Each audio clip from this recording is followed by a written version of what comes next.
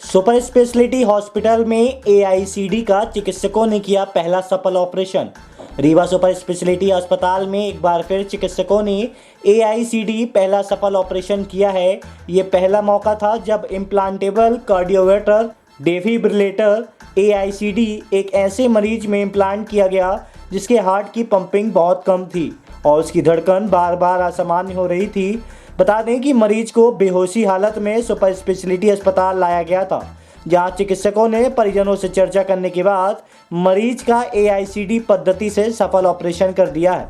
यह मशीन हृदय की धड़कन कम होने या बहुत ज़्यादा होने पर उसको सामान्य स्थिति में लाती है, जिससे अचानक होने वाली मृत्यु का खतरा पूरी तरह टल जाता है। यह operation doctor S K. Tripathi cardiologist एवं उनकी टीम के द्वारा किया गया है। Doctor S K. त्रिपाठी ने बताया कि इस प्रोसीजर में कैथ लैब टेक्नीशियन जय नारायण मिश्रा, सत्यम शर्मा, सुमन और मनीष तथा नर्सिंग में इंद्रभान माझी की अहम भूमिका रही है। सुपर स्पेशलिटी अस्पताल में हुए इस सफल ऑपरेशन के बाद डॉक्टर एस.के. त्रिपाठी ने कहा कि जो ऑपरेशन अभी तक नागपुर, बॉम्बे, दिल्ली में हुआ करते थे, वह अभी सुविधा रीवा के सुपर स्पेशलिटी अस्पताल में भी शुरू हो चुकी है।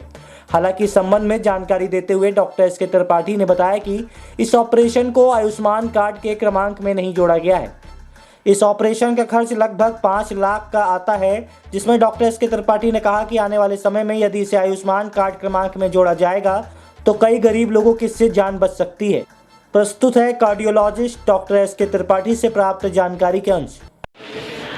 सर, ये एक ऑपरेशन किया जा रहा है, रीवा पहली बार किया जा रहा है, तो क्या प्रोसीजर है और कितने हद तक वो सही हो जाएगा? बेसिकली ये प्रोसीजर बहुत ही अनकॉमनली होता है। रीवा में सुपर स्पेशलिटी हॉस्पिटल में आज तक हुआ नहीं है, बहुत बड़ा प्रोसीजर है। बेसिकली ऐसे पेशेंट में ऐसा प्रोसीजर करते हैं जिनके हार्ट की पंपिंग बहुत कम हो गई है और उनके हृदय की गति जो है वो पूरी तरह से असामान्य है। असामान्य इस तरह की असामान्य कि उनके जीवन का खतरा रहता है। तो ये हमने जिन पेशेंट का किया है तो वो ऐसी असामान्य स्थिति में आए थे, बहुत ज़्यादा सांस फूल रही थी, धड़कन बहुत ज़्यादा बढ़ी हुई थी। तो हमने किसी भी तरह से शॉक देके, डिफिब्रिलेटर का शॉक देके उनको रिवाइव किया।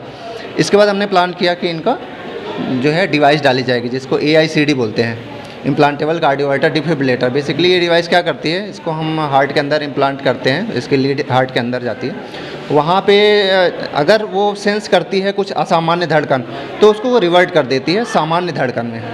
तो वो असामान्य धड़कन दो तरह की हो सकती है, या तो धड़कन बहुत कम हो जाए जैसे कार्डियक अरेस्ट हो, तो फिर से हार्ट को वो पुनः वो चलाने का काम करेगी, या तो बहुत ज़्यादा धड़कन हो तो उसको रिवर्ट कर देगी नॉर्मल में।